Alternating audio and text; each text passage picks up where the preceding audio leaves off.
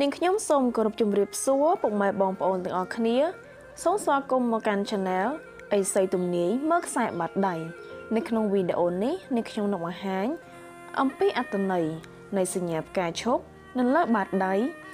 មិនថានៅបាតដៃខាងឆ្វេងឬខាងស្ដាំមិនថានៅត្រង់ណានោះឡើយចំពោះគុណសម្បត្តិអ្នកដែលមានបាតដៃសញ្ញាផ្កាឈប់រួមមានទី1គឺជាមនុស្សដែលចូលចិត្តសាងបុណ្យកុសលចូលចិត្តជួយអ្នកដទៃ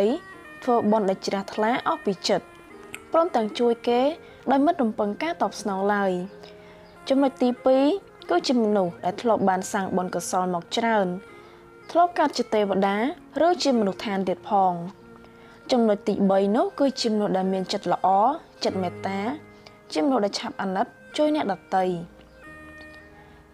ចំណុចទី4គឺជាមនុស្សដែលមានបុណ្យបារមីពីអតីតជាតិមកដែលនិយាយបានថាគឺជាមនុស្សដែលបានសន្សំបុណ្យមកតជាតិចំណុចទី5គឺជាបុគ្គលដែលមានបុណ្យចាស់ឬទ្រព្យចាស់តាមឲ្យផលនៅពេលចាស់ទៅឬនៅក្នុងពេលណាមួយ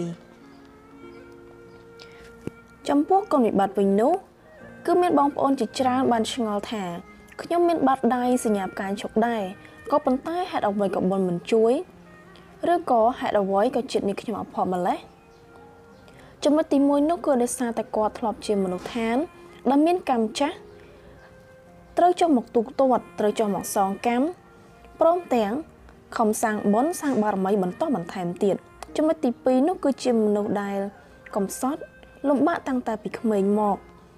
ចំណុចទី3គឺជាមនុស្សដែលស្មោះត្រង់ពេកច្រើនតែចាញ់បោកគេចំណុចទី4នោះគាត់គឺជាមនុស្សដែលចូលចិត្តតស៊ូខិតខំប្រឹងប្រែងដោយខ្លួនឯងដោយមិនចាំបាច់ពឹងពាក់ទៅលើអ្នកដទៃនោះឡើយ